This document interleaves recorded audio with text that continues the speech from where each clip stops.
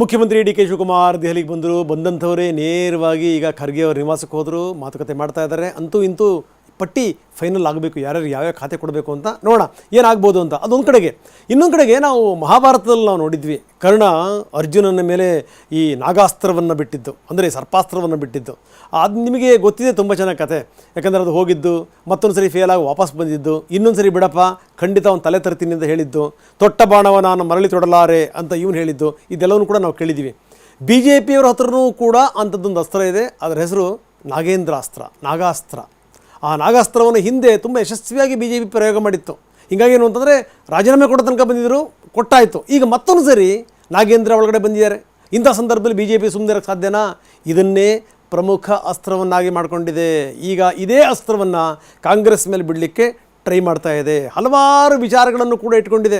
ನೋಡಿ, ಕೋರ್ಟೇ ತುಂಬ ಸ್ಪಷ್ಟವಾಗಿ ಹೇಳಿತ್ತು, ಯಾವುದೇ ಕಾರಣಕ್ಕೂ ರಾಜ್ಯ ಬಿಟ್ಟು ಹೋಗಬಾರ್ದು ಅಂತ. ಇಷ್ಟೆಲ್ಲ ಇದ್ದೂ ಕೂಡ ಕೋರ್ಟಿನ ಆದೇಶವನ್ನು ಉಲ್ಲಂಘಿಸಿ ಇವರು ಹೆಂಗೆ ದೆಹಲಿ ತನಕ ಹೋಗಿದ್ರು ಅನ್ನುವಂಥದ್ದು ಬಿ ಜೆ ಪಿಯ ಪ್ರಶ್ನೆ. ನಾನು ಡಿ ನಾಗೇಂದ್ರ ಎಂಬ ಹೆಸರಿನ ನಾನು ನಾಗೇಂದ್ರಗೆ ಸಚಿವ ಸ್ಥಾನ ನೀಡಿದ್ದಕ್ಕೆ ಬಿಜೆಪಿ ಕೆಂಡ. ನಾಗೇಂದ್ರ ಅವರ ವಿರುದ್ಧ 8 ಕೋಟಿ ರೂಪಾಯಿ ಮನಿ ಲಾಂಡ್ರಿಂಗ್ ಅವರ ಕೇಸು ಇನ್ನೂ ಪೆಂಡಿಂಗ್ ಇರುವಾಗ ನಾವಂತೂ ಒಪ್ಕೊಳ್ಳೋ ಪ್ರಶ್ನೆನೇ ಇಲ್ಲ. ಅವರನ್ನ ಸಚಿವ ಸಂಪುಟದಿಂದ ಕೈ ಬಿಡಬೇಕು.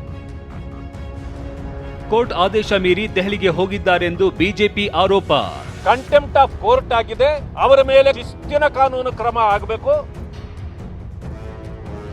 ಆಗಸ್ಟ್ 13ರಿಂದ ವಿಧಾನಮಂಡಲ ಮಳೆಗಾಲದ ಅಧಿವೇಶನ ಆರಂಭ ಆಗ್ತಾ ಇದೆ.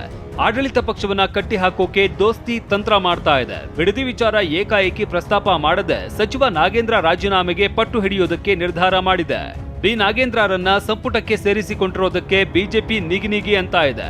ಈ ಹೋರಾಟ ಬಿಗಿಗೊಳಿಸೋದಕ್ಕೆ ಅಸ್ತ್ರ ಸಿದ್ಧಪಡಿಸಿಕೊಳ್ತಾ ಇರುವ ಬಿಜೆಪಿ ದೆಹಲಿ ದಾಳ ಉರುಳಿಸಿದೆ. ಕೋರ್ಟಿನ ಆದೇಶವನ್ನು ಧಿಕ್ಕರಿಸಿ ದೆಹಲಿಗೆ ಹೋಗಿರ್ತಕ್ಕಂಥದ್ದು ಎಸ್, ದೆಹಲಿ ದಾಳ. ಅದೇನಂದ್ರೆ ನಾಗೇಂದ್ರ ರಾಜ್ಯ ಬಿಟ್ಟು ಹೋಗಬಾರದು ಎನ್ನುವ ಕೋರ್ಟ್ ಆದೇಶ ಇದೆ. ಹೀಗಿದ್ರೂ 2 ಬಾರಿ ದೆಹಲಿಗೆ ಹೋಗಿದ್ದಾರೆ ಅಂತ ಛಲವಾದಿ ನಾರಾಯಣಸ್ವಾಮಿ ಆರೋಪಿಸಿದ್ದಾರೆ. ಸಚಿವ ನಾಗೇಂದ್ರ ಕೋರ್ಟ್ನಲ್ಲೇ ಉತ್ತರಿಸ್ತಾರೆ ಅಂತ ಕಾಂಗ್ರೆಸ್ಸಿಗರು ಕೌಂಟರ್ ಕೊಟ್ಟಿದ್ದಾರೆ. ಅವರು ಕರ್ನಾಟಕದಿಂದ ಹೊರಗಡೆ ಹೋಗಬಾರ್ದು ಅಂತಕ್ಕಂಥ ಆದೇಶ ಇದ್ರೂ ಕೂಡ ನಾಗೇಂದ್ರ ಅವರು 2 ಬಾರಿ ಅದನ್ನ ಧಿಕ್ಕರಿಸಿ ದೆಹಲಿಗೆ ಹೋಗಿರ್ತಕ್ಕಂಥದ್ದು ಕಂಟೆಂಪ್ಟ್ ಆಫ್ ಕೋರ್ಟ್ ಆಗಿದೆ. ಅವರ ಮೇಲೆ ಶಿಸ್ತಿನ ಕಾನೂನು ಕ್ರಮ ಆಗಬೇಕು. ಕೊಡ್ಲಿ, ಅದೇನಿದೆ ನಾಗೇಂದ್ರ ಅವರು ಎದುರಿಸ್ತಾರೆ. ಏನಿದೆ, ನಾವು ಲೀಗಲಿನೇ ಹೋಗ್ಬೇಕಲ್ಲ. ಮಾಧ್ಯಮದಲ್ಲಿ ಬಂದು ನಾನಾಗ್ಲಿ ನಾಗೇಂದ್ರ ಅವ್ರು ಮಾತಾಡೋದ್ರಾಗ್ಲಿ ಏನು ಪ್ರಯೋಜನ ಇಲ್ಲ.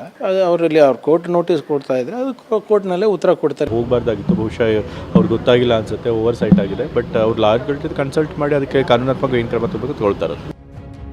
ಇನ್ನು ವಿಜಯೇಂದ್ರ ಮಾತನಾಡಿ, ಸಂಪುಟದಿಂದ ನಾಗೇಂದ್ರರನ್ನ ಕೈಬಿಡಬೇಕು ಅಂತ ಹೇಳಿದ್ರೆ ಭ್ರಷ್ಟಾಚಾರ ಮಾಡಿದ ನಾಗೇಂದ್ರನನ್ನ ಮಂತ್ರಿ ಮಾಡಿದ್ದಾರೆ ಅಂತ ಶ್ರೀರಾಮುಲು ಕಿಡಿಕಾರಿದ್ದಾರೆ.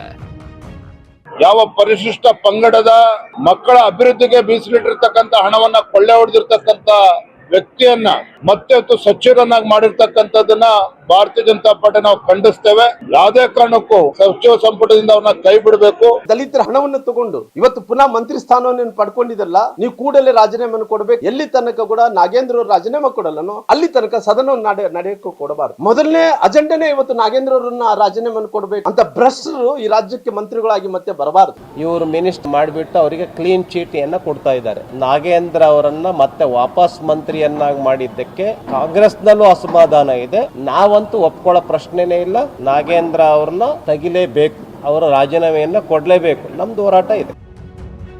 ಮಳೆಗಾಲದ ಅಧಿವೇಶನದಲ್ಲಿ ಬಿ ನಾಗೇಂದ್ರ ರಾಜೀನಾಮೆ ಕೇಳೋದು ಬಿಜೆಪಿಯ ಅಜೆಂಡವಾಗಿದೆ. ಕೋರ್ಟ್ನಲ್ಲಿ ಕೇಸಿದ್ರು ಹೇಗೆ ಸಚಿವ ಸ್ಥಾನ ಕೊಟ್ಟಿದ್ದಾರೆ ಅಂತ ಪ್ರಶ್ನಿಸುತ್ತಿದ್ದಾರೆ.